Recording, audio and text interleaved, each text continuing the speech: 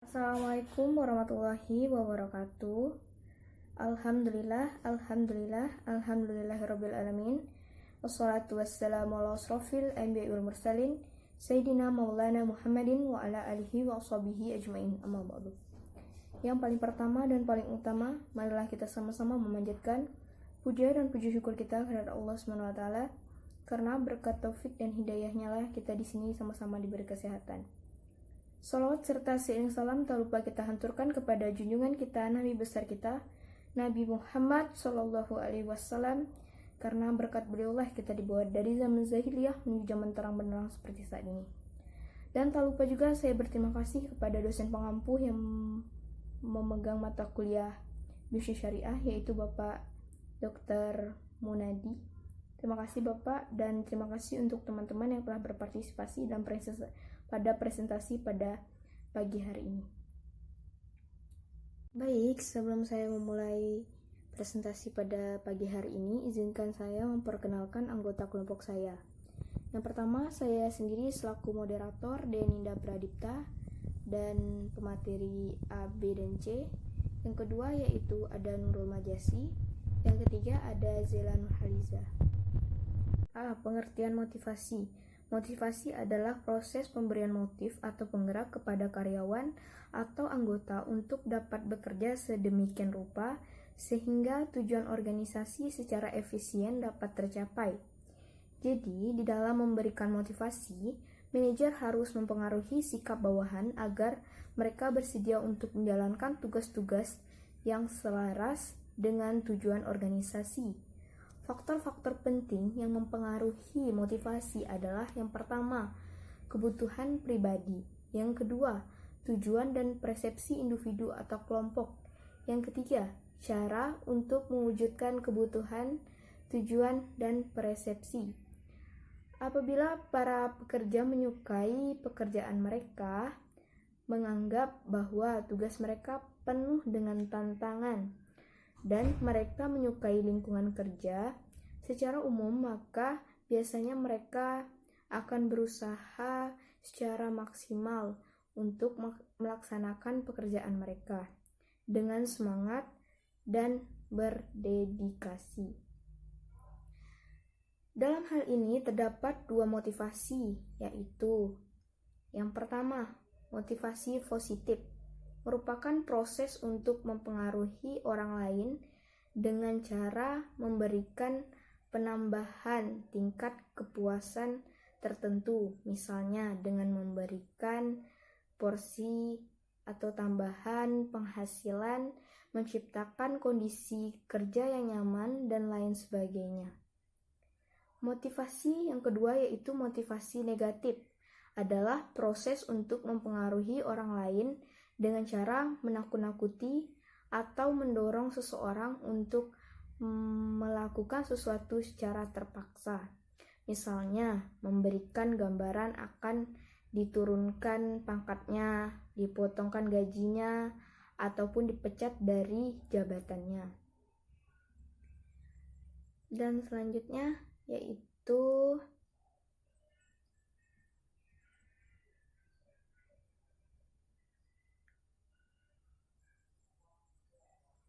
yang B, teori-teori motivasi. Teori motivasi kebutuhan yang disampaikan oleh Abraham Haji Maslow menyatakan bahwa manusia dimotivasi untuk memuaskan sejumlah kebutuhan yang melekat pada diri sendiri setiap manusia yang cenderung bersifat bawaan. Adapun kebutuhan itu adalah yang pertama, kebutuhan fisik.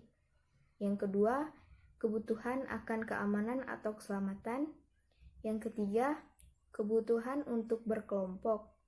Yang keempat yaitu kebutuhan akan harga diri atau penghormatan. Yang kelima yaitu kebutuhan akan pengakuan diri dan pengembangan diri. Yang selanjutnya yaitu teori motivasi dari Herzog menyatakan bahwa ada faktor-faktor tertentu di tempat kerja yang menyebabkan kepuasan kerja. Sementara pada bagian lain ada pula ketidakpuasan. Dengan kata lain, kepuasan dan ketidakpuasan berhubungan suatu sama lain. Dan faktor-faktor tertentu di tempat kerja tersebut didefinisikan sebagai hygiene factor atau faktor kesehatan, dan motivasi atau faktor pemuas. Dua faktor ini oleh Heisenberg dialamatkan kepada faktor intrinsik dan faktor ekstrinsik, di mana faktor intrinsik adalah faktor yang mendorong karyawan termotivasi, yaitu daya dorong yang timbul dari dalam diri masing-masing orang. Dan faktor intrinsik yaitu daya dorong orang yang datang dari luar diri seseorang, terutama dari dari tempat organisasi bekerja. Yang ketiga yaitu teori motivasi dari M.C. Challen menyatakan kebutuhan manusia ada 3. Yang pertama, kebutuhan berprestasi, yaitu keinginan untuk melakukan sesuatu lebih baik dibandingkan sebelumnya.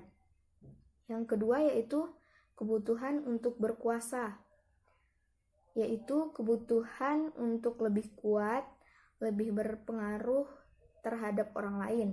Yang ketiga, kebutuhan afiliasi, yaitu kebutuhan untuk disukai, memelihara atau mengembangkan persahabatan dengan orang lain.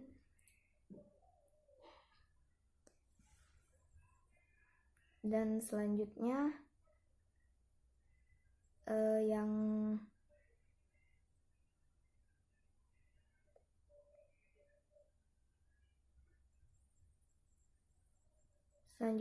yang C, dalil Al-Quran dan hadis tentang motivasi.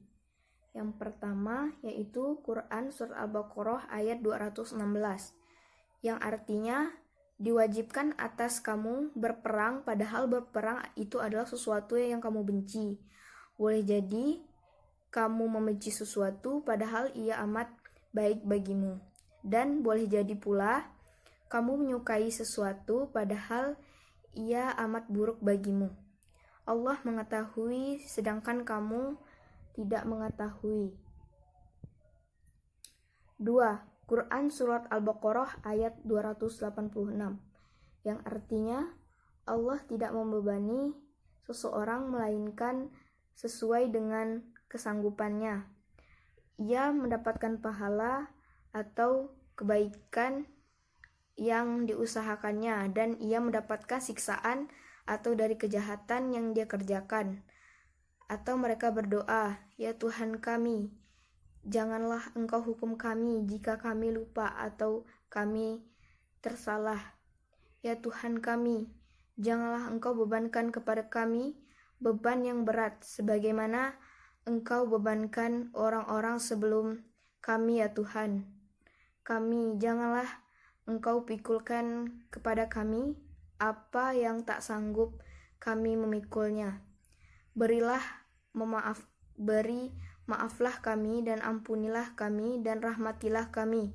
Engkau penolong kami, tolonglah terhadap kami, kaum yang kafir. Yang ketiga yaitu Quran Surah Ar-Ra'd ayat 11, yang artinya bagi manusia adalah malaikat-malaikat yang selalu mengikutinya bergiliran di muka dan di belakangnya. Mereka menjaganya atas perintah Allah.